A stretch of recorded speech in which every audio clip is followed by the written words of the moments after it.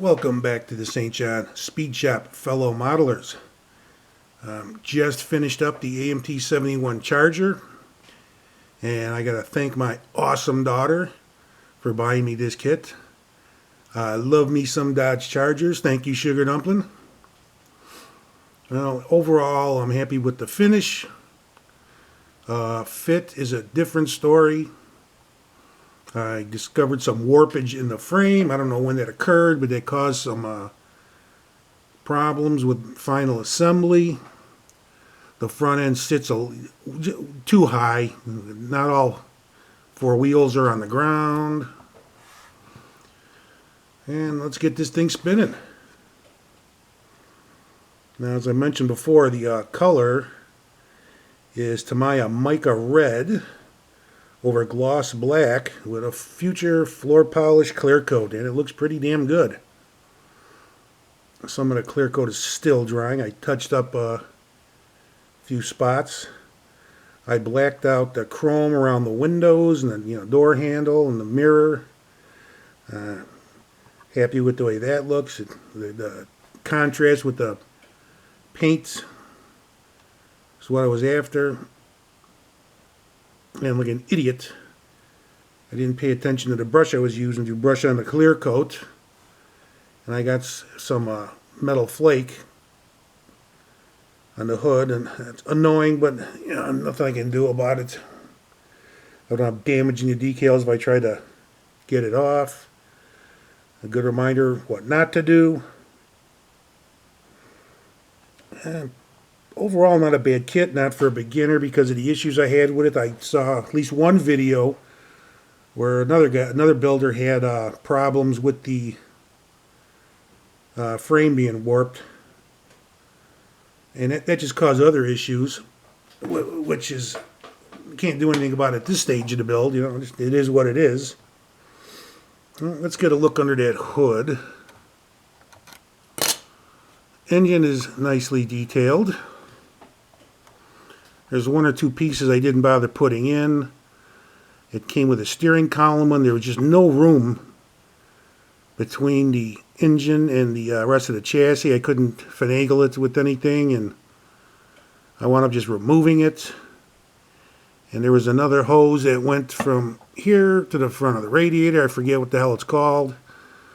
But it was just fragile, and it would have just going to break if I tried to install it, so I just left it off. But not too bad. The detail on the hood is fine. I'm happy with that. Now let's get a look. You can see how that tire's a little high. Let me get this on some level ground here. Yeah, the front end is just sitting high. It's worse on this side. Yeah, not happy with that part at all.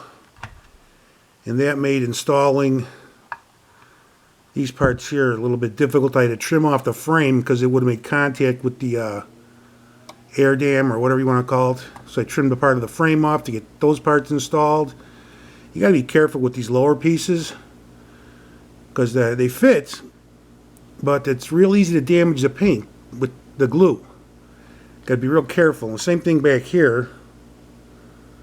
Getting this piece installed all was a little bit difficult. I had to trim part of the frame off there. And it doesn't quite, a little bit of a gap between the bumper and this lower piece. Ugh, not happy with it. Put a lot of work into this. But what can you do? Best I can do is warn you guys about that. And it's the only issue I had. It really was that frame being warped. It caused me other problems. But we got it done. I'm happy with it. I'm definitely going to use this color again. It's really sharp with the clear coat. And before I take my leave of you, I still got me plenty of shop cards. You can't see it. Shop cards. You want a shop card? Drop me an email. I'll be happy to send you one. No problem. And I got a shop card marked from Montana.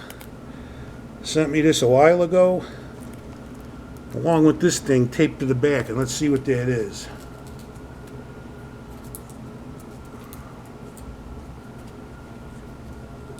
Use some good tape, Mark.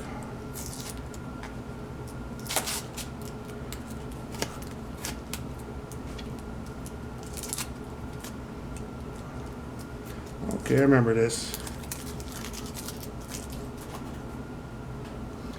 Mark sent me this for the Aurora group build, along with a shop card. Thank you, sir. Much appreciated.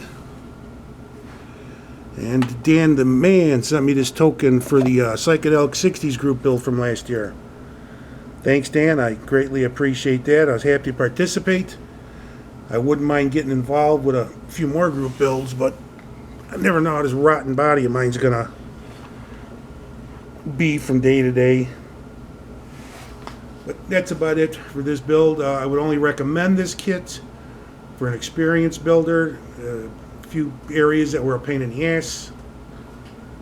You know, get a few kits under your belt before you try this one. That's my recommendation. I've built better and I've built worse. This is somewhere in the middle. But overall, not too bad. I'd like to thank my daughter once again for picking me up this kit. She knows I like Dodge Chargers, and she's a Mopar girl herself. You guys have a good one. I'll be back real soon with another build. A couple, actually. You guys have a good one, and I am out of here. And that's one more off the shelf. Now, off the bench, onto the shelf, and onward goes this styrene thing of ours. Have a good one, fellas.